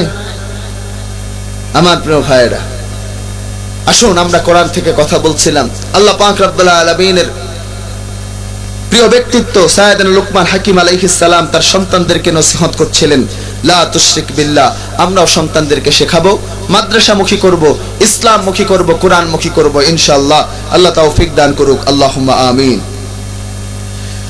সাইয়েদনা লুকমান হাকিম আলাইহিস সালাম তার সন্তানদেরকে আরেকটা উপদেশ দিচ্ছিলেন, হে আমার সন্তানেরা, ইয়া বুনাইয়া ইন্নাহা ইন তাকু মিসকালা হাববাতিন মিন খারদালিন ফাতাকুন ফি সাখরাতিন আও ফিস সামাওয়াতি আও ফিল আরদি يأتي بها الله إن الله لطيف خبير। সন্তানদেরকে 2 নাম্বার উপদেশ দিলেন, হে আমার সন্তানেরা, খুব মনোযোগ দিয়ে শোনা লাগবে। তোমরা দুনিয়ার বুকে কখনো অন্যায় কাজ করবা না, পাপ কাজ করবা না। ও সন্তানেরা, তোমরা যদি জমিনের ভিতর ঢুকে কিংবা আকাশ ভেদ করে গিয়েও যদি কোনো অজানা স্থানেও পাপ করো, দুনিয়ার কেউ দেখে নাই, আমার আল্লাহ দেখেছে কি দেখে নাই? দেখে নাই? আমার আল্লাহ পাক রব্বুল আলামিন দেখো। যুবক, তুমি দেখো, তুমি চিন্তা করে দেখো, সামান্য একটা রুমের ভিতর ঢুকে, কেউ নাই, অন্ধকার রুমের ভিতর ঢুকে তুমি অন্যায় যদি করো, পৃথিবীর কেউ তোমার অন্যায় দেখে নাই, কিন্তু আমার আল্লাহ তাআলা দেখেছে কি দেখে নাই? আপনি ঘরের অন্ধকারে ঢুকে যদি আপনি অন্যায় করেন, পাপ করেন, দেখেছে কি দেখে নাই? এই পাপ থেকে মুক্ত হওয়ার দরকার আছে না নাই? পাপ থেকে মুক্ত হতে চাইলে কার কাছে ক্ষমা চাওয়া লাগবে? আপনার জীবনে পাপ নাই, গুনাহ নাই, বিশ্বনবী বলছেন কুল্লুকুম খাত্তাউন, তোমরা সবাই পাপী। তোমরা সবাই কি পাপী? আমরা সবাই পাপী। এজন্য আল্লাহর কাছে দোয়া করতে হবে। পৃথিবী না জানুক আমি তো জানি, আমি কি পাপ করেছি হায়। পৃথিবী না জানু আমি তো জানি, আমি কি পাপ করেছি হায়। ঠিক কিনা? আমার পাপের করলে বিচার, আমার পাপের করলে বিচার, বাঁচার আমার নাই উপায়। দয়াময় প্রভু মাফ করে দাও হায়। পৃথিবী না জানুক আমি তো জানি, আমি কি পাপ করেছি হায়। ঠিক কিনা? মারহাবা বলতে পারবেন না? এটাও বলতে কি টাকা লাগবে? কি গজলটা ভাল লাগে নাই? আমার প্রিয় ভাইরা, আপনাদের এলাকায় বোধ ওয়াজ মাহফিল কম হয় একটু, না? হ্যাঁ, ওয়াজ হয় আপনাদের এলাকায়? এই যে বক্তারা একটু যদি বলে হ্যাঁ হু করতে, এটা বলতে হয়। বললে কি হয়? বক্তার বলার জজবা আরো বেড়ে যায়। হ্যাঁ, এটা কিন্তু বলতে হয় যে ঠিক আছে, ঠিক বলতেছেন জি। কিন্তু আপনারা মনে হচ্ছে এক একটা বম মারলো আমরা কথা বলবো না ইনশাআল্লাহ, এই নিয়তে বসছি। আমার প্রিয় ভাইরা, পাপ যেখানেই করেন, অন্যায় যেখানে করেন, আমার আল্লাহ দেখে কি দেখে না? এটা সন্তানদেরকে শেখাচ্ছেন। সন্তানেরা শোনো, যেখানেই অন্যায় করো, পাপ করো, আমার আল্লাহ কিন্তু দেখে। সুবহানাল্লাহ। তার মানে পাপ করা যাবে না, কিন্তু আমাদের পাপের অভাব নাই। আজকে দেখেন সামনে 31st নাইট আসতেছে, আসতেছে না? 31st night. এই 31st নাইটে ধুম্মা চলে, গান বাজে। ঠিক কিনা? রাত্রি জাগে, জেগে জেগে ধুম্মা চলে, গান যারা বাজাও, তোমাদেরকে বলতে চাই, তোমার জীবন থেকে আল্লাহ তাআলা 60 বছরের জিন্দেগি ধরে দিয়েছে। এই 60 বছর থেকে যদি 25টা বছর চলে যায়, তার মানে বছর কমলো না বাড়লো? কমলো না? তোমার পাটা অলরেডি কবরের দিকে চলে যায়। একজন মৃত্যু পথযাত্রী কখনো গান বাজনা করতে পারে না। ঠিক কিনা বলেন? যারা করবে আপনার এলাকায়, মনে করবেন এই যুবকদের মাথায় শয়তান প্রস্তাব করে দিয়েছে। ঠিক কিনা? শয়তান প্রস্তাব করেছে যদি তোমরা এই অন্যায়ের সাথে নিজেকে জড়িত করে ফেলো। আমার প্রিয় ভাইরা, খুব মনোযোগ দিয়ে শোনা রাখবে। আমার প্রিয় ভাইরা, আমি কোরআন থেকে কথা বলছি, নিজের বানানো কোনো কথা বলছি না। এরকম রাত্রিবেলা চলে আসবে, এরকম 31st নাইট আসবে। এই 31st নাইটে আনন্দ উল্লাস না, গান বাজনার কথা না। এই 31st নাইটে যেটা করা লাগবে সেটা হলো তওবার জিন্দেগি গঠন করো, তওবা করো। আল্লাহ পাক রব্বুল আলামিন তোমার তওবার দরজা খুলেছেন কি খোলেন না? অনেক যুবক ডেকে বলে, হুজুর আমি জীবনে পাপ করেছি, অন্যায় করে ফেলেছি, ও হুজুর আমার আল্লাহ মাফ করবেন কি করবেন না? বলেন, পাপ যদি করেন, অন্যায় যদি করেন, আমার আল্লাহ ক্ষমা করেন কি করেন না? ক্ষমা করেন কি করেন না? রব্বুল আলামিন বলছেন, ইয়া আইয়ুহাল্লাযীনা আমানু তুবু ইলাল্লাহি তাওবাতান নাসুহা। রব্বুল আলামিন দিকে বলছেন, ইয়া আইয়ুহাল্লাযীনা আমানু, হে ইমানদারেরা, তুবু ইলাল্লাহি তাওবাতান নাসুহা, তওবার মতো করে যদি তওবা করতে পারো, রব্বুল আলামিন জিন্দেগির তামাম গুনাহ খাতাগুলোকে মাফ করে দেয়। সুবহানাল্লাহ বলেন না সুবহানাল্লাহ? পাপ করেছেন, আসো বসতে দেন। আমার প্রিয় ভাইরা, আল্লাহ পাক রব্বুল আলামিন কোরআনের মধ্যে বলছেন, ইয়া আইয়ুহাল্লাযীনা আমানু তুবু ইলাল্লাহি তাওবাতান নাসুহা, তওবার মতো করে যদি তওবা করতে পারো, জিন্দেগির तमाम গুনাহ আমার আল্লাহ পাক রব্বুল আলামিন maaf করে দেয়। সুবহানাল্লাহ, লিল্লাহি তাকবীর। প্রধান অতিথির আগমন। আল্লাহ পাক রব্বুল আলামিন প্রধান অতিথিকে কবুল করুন, আল্লাহুম্মা আমিন বলেন। আমার প্রিয় ভাইরা, তার মানে পাপ হবে, অন্যায় হবে, বসে থাকা যাবে না, ক্ষমা চাইতে হবে কার কাছে? সকলে জিকির করেন তো, লা ইলাহা লা ইলাহা লা ইলাহা। কেমন আছে? বসে। রজব শাবানে বরকত দাও, রমজান মাসে গুনাহ ঝরাও। এটা কোন মাস চলতেছে বলেন? আরবি কোন মাস? দুই একজন সারা বম মারলেও কেউ বলতে পারবে না। এমনি বাংলা ইংলিশ সব জানি, 31st নাইট হবে এটাও খুব ভালো জানি, ঠিক কি না? অথচ আরবি কি মাস চলছে এটা জানা নেই। রজব মাস আসলে আল্লাহর দরবারে আল্লাহ রাসূল দোয়া করতেন, আল্লাহুম্মা বারিক লানা ফি রজব ওয়া শাবান ওয়া বাল্লিগনা রমাদান, ঠিক কি না? আল্লাহ আপনি আমার শাবান এবং রজবকে বরকতময় করেন এবং রমজান পর্যন্ত হায়াত বাড়িয়ে দেন। সুবহানাল্লাহ বলেন। মুহতামিম সাহেব কোথায়? আমার প্রিয় ভাইয়েরা, একটু জিকির করবেন, লা ইলাহা লা ইলাহা। এখনো ঢুকে নাই। লা ইলাহা লা ইলাহা ইল্লাল্লাহ মুহাম্মাদুর রাসূলুল্লাহ সাল্লাল্লাহু আলাইহি ওয়াসাল্লাম।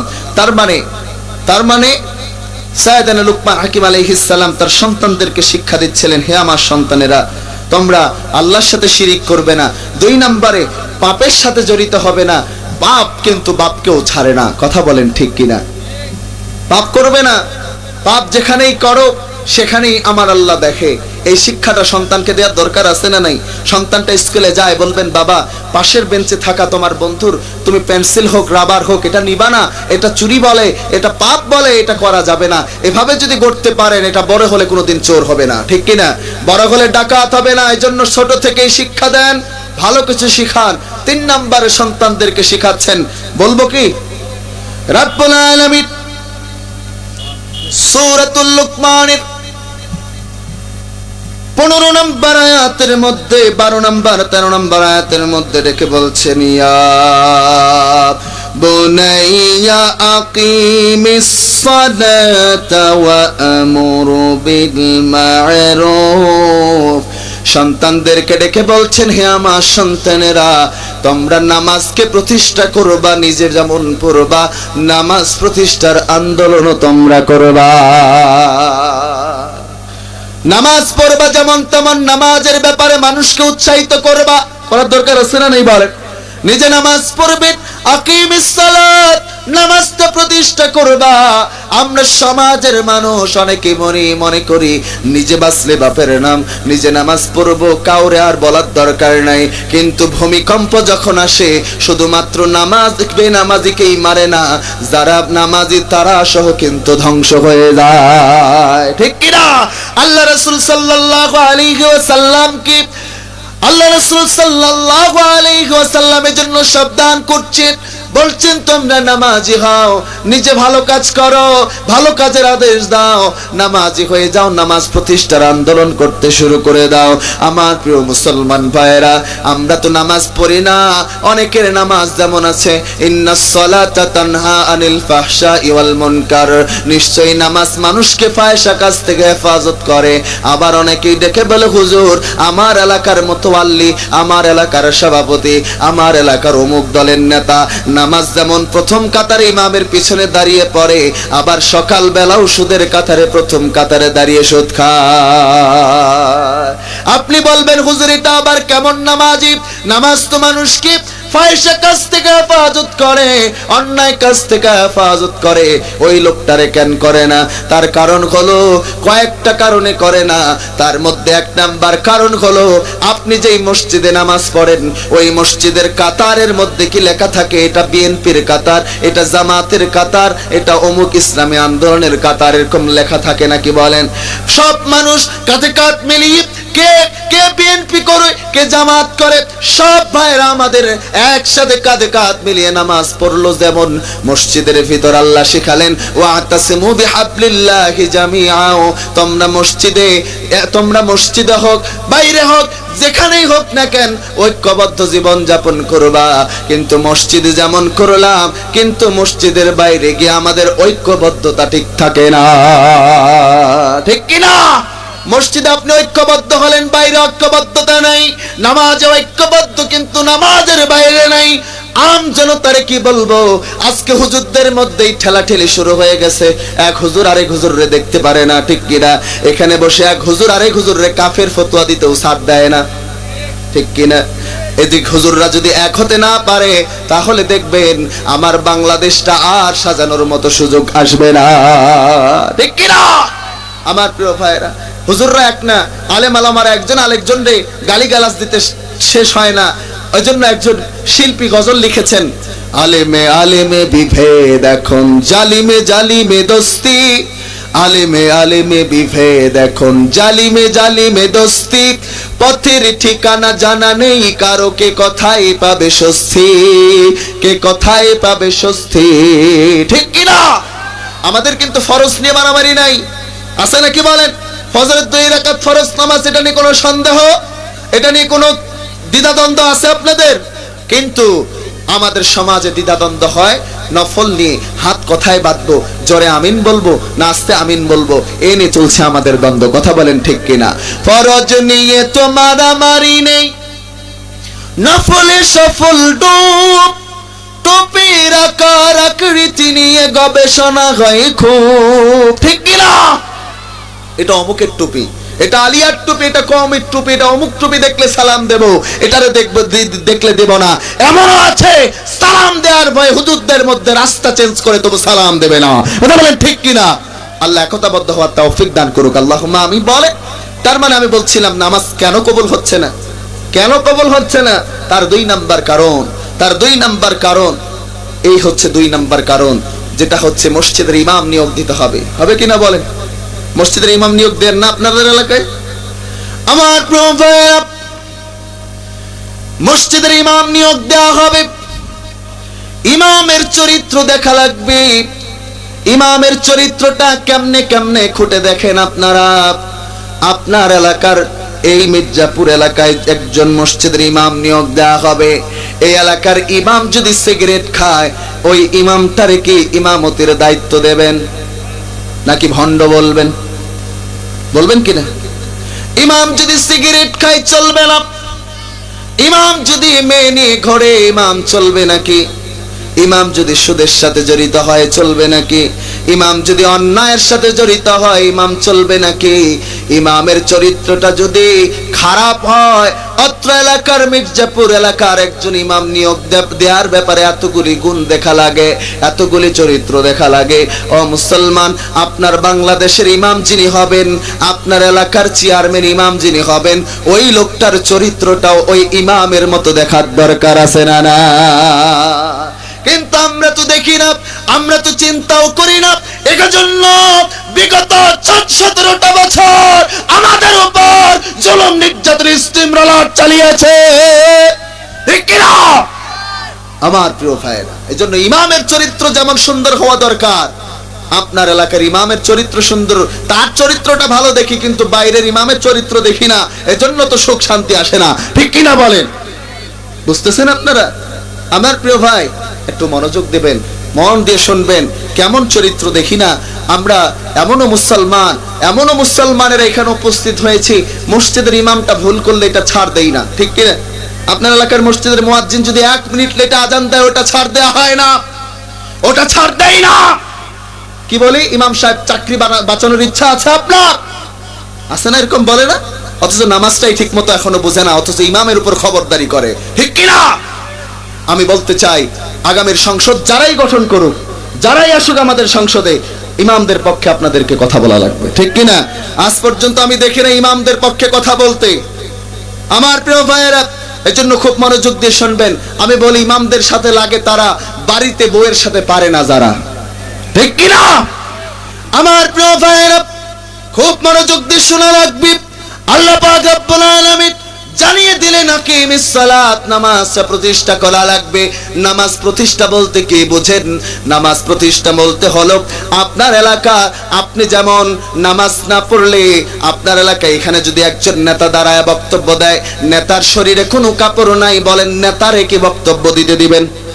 কেন দিবেন না? কারণ কাপড় পরা প্রতিষ্ঠিত, কাপড় না পরলে বেমানান দেখায় না। ঠিক তেমনি বেনামাজি যদি এখানে দাঁড়িয়ে বক্তব্য দেয়, আগে বলবেন নামাজ পড়েন, তারপরে বক্তব্য দেন, ঠিক কিনা আমার প্রিয় ভাইয়েরা? এজন্য জীবনটাকে সুন্দর করে সাজানো লাগবে, কোরআন সুন্নাহ ভিত্তিক জীবনটাকে এগিয়ে নিয়ে যাওয়া লাগবে আমার প্রিয় ভাইয়েরা। এজন্য সাইয়েদনা লোকমান হাকিম আলাইহিস সালাম তার সন্তানদেরকে ডেকে বললেন, হে আমার সন্তানেরা, আকিমিস সালাত, নামাজ প্রতিষ্ঠার আন্দোলনে কাজ করবা, নামাজটা নিজে পড়বা, নামাজ প্রতিষ্ঠার আন্দোলনে কাজ করার দরকার আছে না? না, করতে হবে, নামাজ পড়বো। আর আমাদের নামাজগুলি, আমি বলছিলাম, ইন্নাস সালাতা তানহা আনিল ফাহশাই ওয়াল মুনকার, নামাজ কেন আমাদের সমাজটারে পরিবর্তন করতে পারছে না? কারণ এখন আমরা রুকুতে গিয়ে সুবহান রাব্বিয়াল আযীম না আলা, এটা নিয়ে দ্বিধাদ্বন্দ্বে থাকি, ঠিক কিনা? পুরো সূরা ফাতিহা তেলাওয়াত ঠিক নাই, সূরা ফাতিহায় 10টা ভুল, এই যদি হয় নামাজের অবস্থা, কেমনে আপনার নামাজ কবুল হতে পারে? কথা বলেন না কেন আমার প্রিয় ভাইরা? হযরত হুযায়ফা রাদিয়াল্লাহু তাআলা আনহু এক মসজিদে নামাজ পড়াচ্ছেন, তিনি এক মসজিদে নামাজ পড়াচ্ছেন। আমার প্রিয় ভাইরা, প্রধান বক্তা চলে এসেছে, লিল্লাহে তাকবীর, লিল্লাহে তাকবীর। প্রধান বক্তার আগমন মাহফিলের পক্ষ থেকে। আমার প্রিয় ভাইরা, আমি বলতে চাচ্ছিলাম যে নামাজ না কবুল হওয়ার পিছনে অন্যতম আরেকটি কারণ হচ্ছে, আমরা নামাজটাকে বুঝি না, নামাজটা বুঝে পড়ার চেষ্টা করি না। আমাদের তেলাওয়াতে ভুল, আমাদের রুকুতে ভুল, সাজদাতে ভুল। এই ভুলগুলো, ভুল ত্রুটিগুলো আমাদেরকে পরিবর্তন করার দরকার আছে না নাই বলে?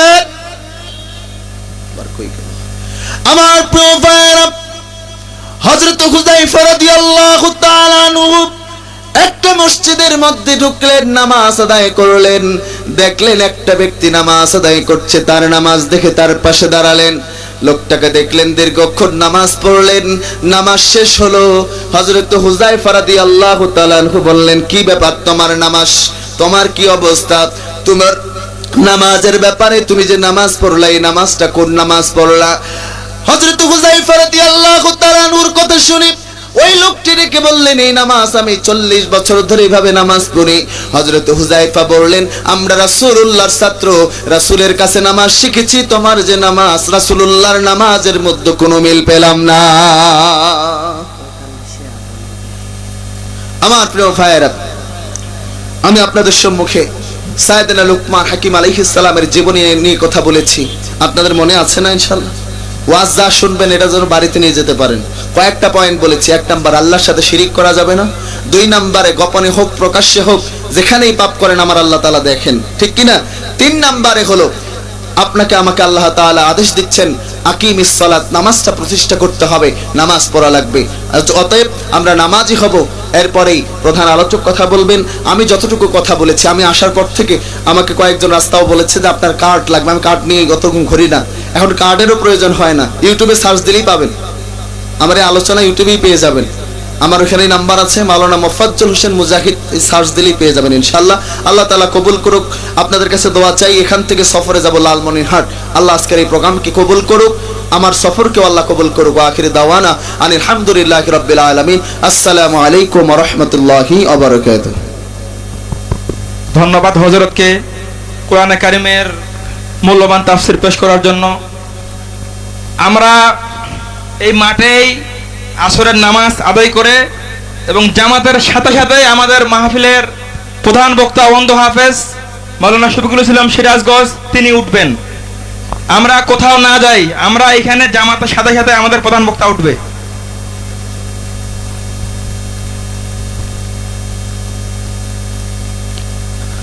আল্লাহু আকবার, আল্লাহু আকবার, আল্লাহু আকবার,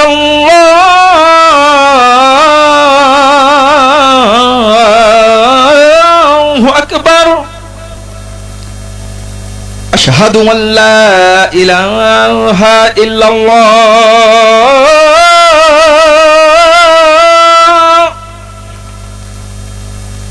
আশহাদু আল্লা ইলাহা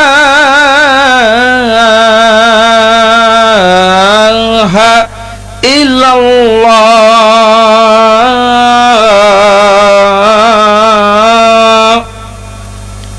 আশহাদু আন্না মুহাম্মাদার রাসূলুল্লাহ,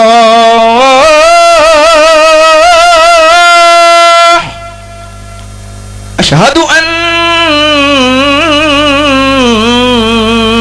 মুহাম্মাদার রাসূলুল্লাহ। হাইয়া আলাস সালাহ,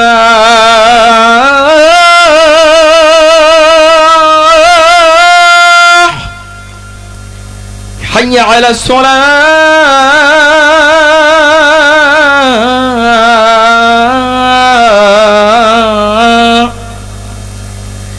হাইয়া আলাল ফালাহ,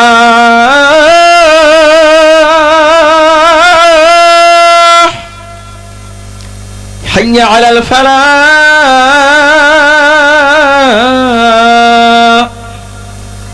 আল্লাহু আকবার, আল্লাহু আকবার, লা ইলাহা